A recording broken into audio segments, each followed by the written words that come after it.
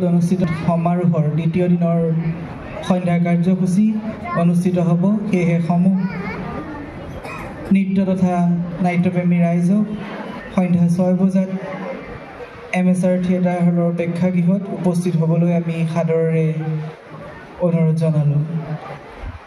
ইয়াৰ পিছতে আমি গ্ৰুপ বিৰ প্ৰতিযোগিতা অনুষ্ঠিত কৰিম।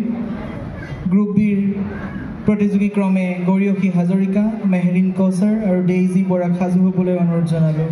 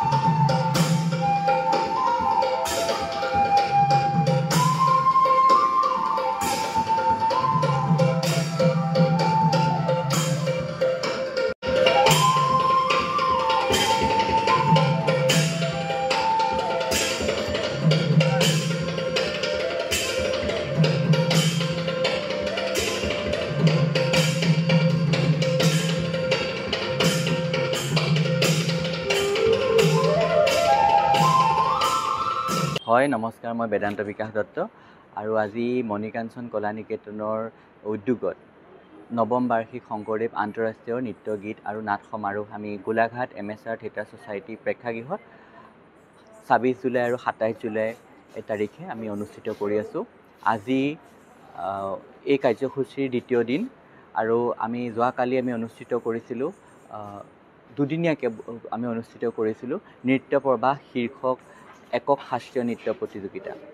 এই প্ৰতিযোগিতাখনিত অসমৰ লগতে ভাৰতবৰ্ষৰ বিভিন্ন প্ৰান্তৰ শাস্ত্ৰীয় নৃত্যশিল্পীসকলে প্ৰতিযোগিতাত অংশগ্ৰহণ কৰিছে।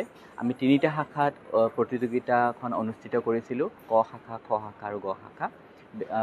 প্ৰায় 150জন প্ৰতিযোগীয়ে এই দুদিনত অংশগ্ৰহণ কৰিছে আৰু সকলোৱে সুন্দৰভাৱে ভাৰতবৰ্ষৰ বিভিন্ন শাস্ত্ৰীয় নৃত্য প্ৰদৰ্শন কৰিছে। আৰু যোৱাকালি আমি সন্ধ্যা সময়ত মণিকাঞ্চন কলা নিকেতনৰ ছাত্ৰ ছাত্ৰী তথা অভিভাৱক আৰু শুভাকাংক্ষী সকলোৰে সাংস্কৃতিক অনুষ্ঠান পৰিৱেশন কৰা হ'ল। এইটো সম্পূৰ্ণ শাস্ত্ৰীয় নৃত্য, গীত আৰু বাদ্যৰ অনুষ্ঠান আছিলে। আৰু আজি দ্বিতীয় দিনৰ প্ৰথম পৰ্যায়ত নৃত্য প্ৰবাহ শীৰ্ষক প্ৰতিযোগিতা অনুষ্ঠিত হৈ গ'ল আৰু এতিয়া সন্ধ্যা আমাৰ আমন্ত্ৰিত শিল্পীসকলৰ অনুষ্ঠান আছে আৰু আমি আমন্ত্ৰণ কৰিছোঁ সুদূৰ ৱেষ্ট ইণ্ডিজৰ শিল্পী বিনোদ কেবিনৰ ওডিচি নৃত্য আৰু তেখেত ভাৰত চৰকাৰৰ সংগীত নাটক একাডেমীৰ যুৱ বঁটা প্ৰাপক। আৰু ইয়াৰ পিছতে ওডিচি নৃত্য তেখেতে পৰিৱেশন কৰিব আৰু ভাৰতনাট্যম নৃত্য পৰিৱেশন কৰিব গুৱাহাটীৰ ভাৰতনাট্যম নৃত্যশিল্পী তটিনী দাস আৰু তেওঁৰ সংগীবৃন্দসকলে।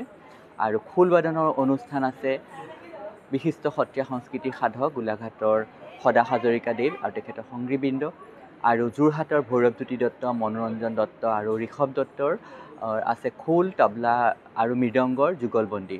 আৰু মই নিজেই এটা সত্ৰীয়া নৃত্য পৰিৱেশন কৰিম আৰু মণিকাঞ্চনৰ সকলো ছাত্ৰ ছাত্ৰীৰ এটা কথক নৃত্যৰ অনুষ্ঠান আছে। আৰু শেষত আমি মাধৱদেৱৰ ঝুমুৰা, চৌৰধৰা আৰু পিম্পৰা গুচোৱা এই নাট দুখনৰ মঞ্চস্থ কৰিম আৰু এই নাট দুখন সমূহ মণিকাঞ্চনৰ নিৰ্বাচিত ছাত্ৰ ছাত্ৰীসকলে অংশগ্ৰহণ কৰিব।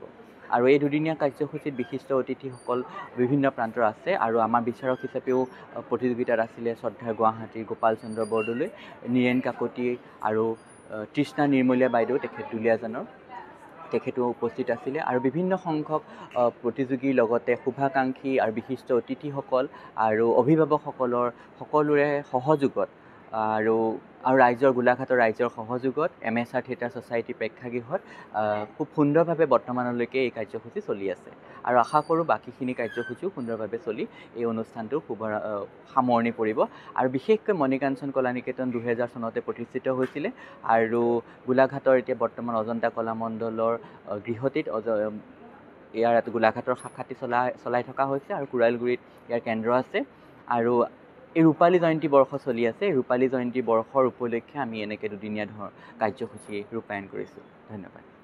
এইটো এই অঞ্চলত একেবাৰে কমপ্লিটলি হাস্য নৃত্য প্ৰতিযোগিতা হিচাপে অনুষ্ঠিত কৰাটো অকণমান প্ৰথমতে কঠিন আছিলে। মই প্ৰথমতে যেতিয়া এডভাৰটাইজ কৰিছিলোঁ শাস্ত্ৰীয় আৰু সৃষ্টিশীল দুয়োটাৰ প্ৰতিযোগিতাৰ বিষয়ে এডভাৰটাইজ কৰিছিলোঁ, কিন্তু আমাৰ এইটো আজি নৱম বাৰ্ষিক হৈছে। 2014 চনতে শংকৰদেৱ আমি ফেষ্টিভেলটো আমি আৰম্ভ কৰিছিলোঁ, কিন্তু আমাৰ ফেষ্টিভেলটো যেতিয়া আৰম্ভ কৰিছিলোঁ প্ৰত্যেক বছৰে আমাৰ ধাৰাটো অক্ষুণ্ণ আছে। আমি শাস্ত্ৰীয় নৃত্য গীতৰেই আমি অনুষ্ঠান কৰোঁ, তাতে আমি সৃষ্টিশীল নকৰোঁ। কিন্তু আমি প্ৰতিযোগিতাটোত এইবাৰ আগতীয়াকৈ আমি কৰাৰ কথা ভাবিছিলোঁ, কিন্তু শেষৰ পৰ্যায়ত আমি সৃষ্টিশীল নৃত্যৰ প্ৰতিযোগিতাটো বাতিল কৰিলোঁ, কাৰণ শাস্ত্ৰীয় নৃত্যৰ প্ৰতিযোগীৰ সকলে খুব সোনকালে আমাৰ লগত যোগাযোগ কৰি যোগদান কৰি প্ৰতিযোগী যথেষ্ট হৈছে। আমি প্ৰতিযোগী কিমানজন ল'ম আগতে ৰুলত কোৱাই আছিলে 150জন প্ৰতিযোগী, প্ৰায় 140জনৰ ওপৰত প্ৰতিযোগী ইতিমধ্যে অংশগ্ৰহণ কৰিছে আগতীয়াকৈ। আৰু ইমানখিনি প্ৰতিযোগী আমি এটা সময় নিৰ্ধাৰণ কৰি লোৱা হৈছে যে আমি ইমানখিনি কেণ্ডিডেটকহে দিম আৰু সময়মতে আজি এতিয়ালৈকে 4টা বাজিছে, এতিয়ালৈকে আমি ধুনীয়াকৈ 2 দিনৰ কাৰ্যসূচী প্ৰতিযোগিতাৰ কাৰ্যসূচী শেষ হৈ গৈছে।